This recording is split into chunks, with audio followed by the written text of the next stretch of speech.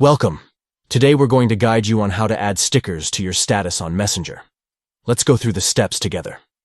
1. Begin by opening Messenger on your device to access your conversations and stories. 2. Tap the Stories tab located at the bottom right corner of the screen to initiate the process. 3.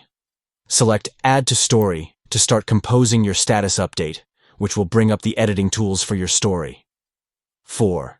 Tap on the text icon positioned in the top right corner of the screen to add text to your story for context.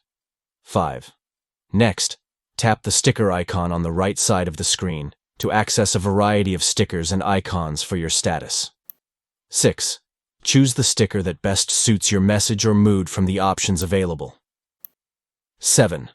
Once you've selected your preferred sticker and are content with your status, tap Share Now at the bottom right to publish it to your Messenger story.